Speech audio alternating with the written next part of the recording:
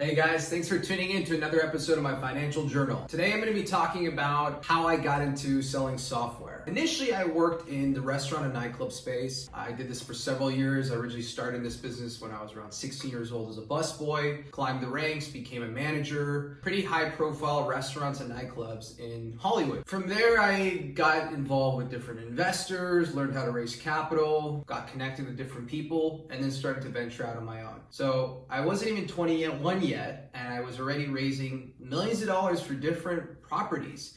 One of which is my restaurant today, Kitchen 24 in Hollywood. And then the bomb happens, 2008. Lehman's, Goldman, Bank of America, Merrill Lynch, all this stuff just completely takes over our media. I was in the process of raising money for a lot of different projects, and I was too young to really understand what this recession was. What would it do to my business? What sort of impact would it do? So I sort of carried on like as if nothing were wrong. We continued to do capital raises and we continued to host dinners with different investors. And then things started to get really weird. My business partner started to lose a lot of money.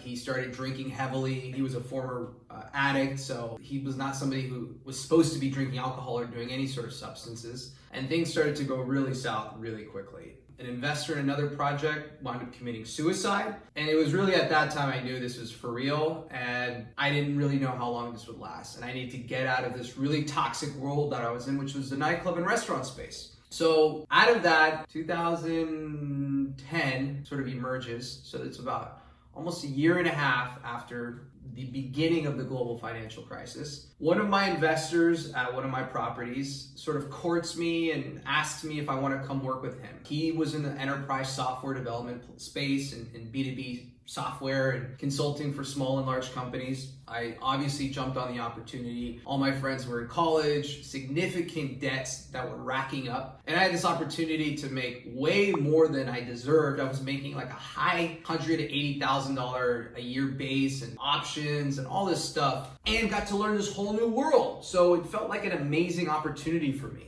Through that, I got to meet my co-founder, who I started Neon Roots with. I got exposed to the amazing talent in Latin America, started the business for my own in 2011, and then, fast forward to 2020, my digital agency today has over 150 employees worldwide, and work with some of the biggest brands and companies out there. What I've learned from this whole experience is nobody is safe. I got into this business because I thought it was recession proof. All my friends were in debt. The restaurant and nightclub business was fucked. And I said, okay, great. There's high demand in enterprise software services. People still need technologists. People still need engineers. So that really lured me in. I felt like it was safe. Now, I'm not saying that my business isn't safe, but we're going to be impacted like any other business. What this experience has taught me, and I think probably a lot of other business, finance folks and economists, is something like a pandemic affects everybody. It impacts every single capital market, every industry, all of it gets completely fucked. I'm grateful that I got out of the restaurant and nightclub industry. I think that's one space that's going to be completely decimated from COVID-19. Nightclubs have to be serving at capacity. They don't have a way of sort of running at 20, 30, 40% capacity. Their margins are really thin as it is because they give high percentage, like 30% to Uber Eats or DoorDash or other partners. So they're not super, high profit businesses to begin with. And then when you ask them to open up in 6 months and they can only open for, half of their capacity, there's no way they're going to be able to survive. So I am very grateful I got out of that world when I did. I'm sort of curious to see what changes will come from this on the, innovation side of food, beverage, nightclubs. We're seeing a lot of clubs now on, IG Live.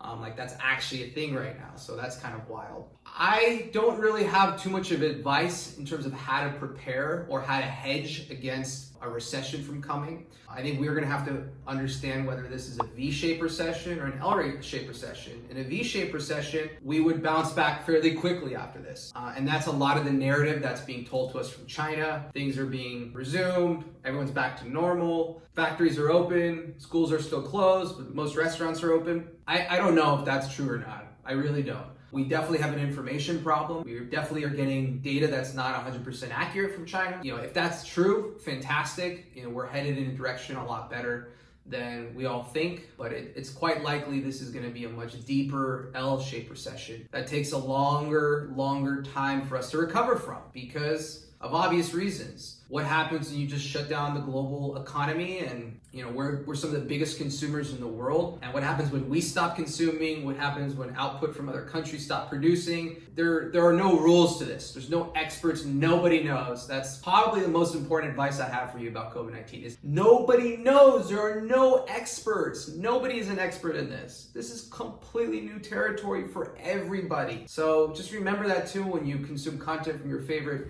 expert, influencer, teacher, whatever. It's like nobody really knows what the hell's going to happen here.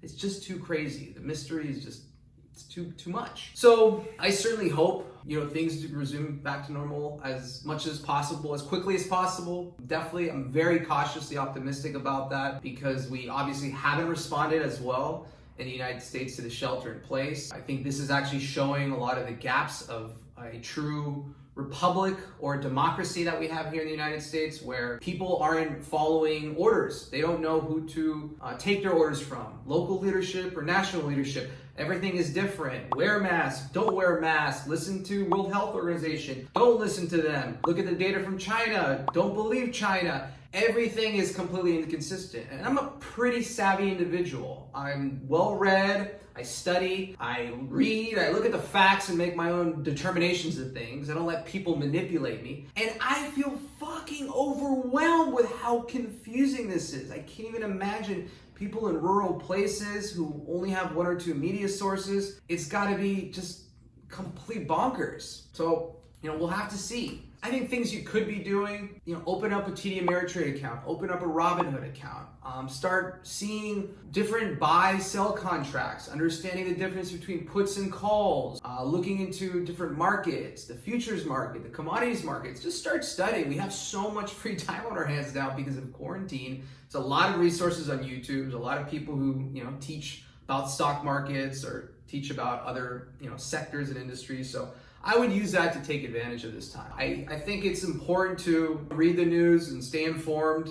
Look at different publications, watch your friends' stories, see how the meme culture is evolving from this. But also remember that too much of this is going to make us crazy. We already had challenges with mental health before all this. I've had friends, I had to save someone from suicide during this whole process. People who are manic, people who are bipolar, people who have OCD, and really unhealthy relationships to devices are going to have a lot of challenges coming out from this because it's a whole new type of experience. Plus the isolation factor where it's going to drive people over. Something to be very mindful of. I think you have to read the news. This impacts every single one of us, but also do what you need to do to stay sane. Whether it means doing technology distancing, whether it means reading more and not using electronics, if it means doing more mindfulness practice, just distracting your brain a little bit. Because it's going to become more overwhelming, especially if you're in the States. The next 2 weeks is really when the real party begins. I think this was just sort of the pre-party. President himself has said the next 2 weeks are gonna be hell. That's a direct quote from him. So we're gonna see a lot more deaths. It's also something to remember about being sensitive to that. And what was funny 2 weeks ago was probably not gonna be funny next week. Once we start seeing the mortality rates, people on stretchers, journalists in different hospitals and tents and hazmat suits and all that, it's gonna become a lot more real.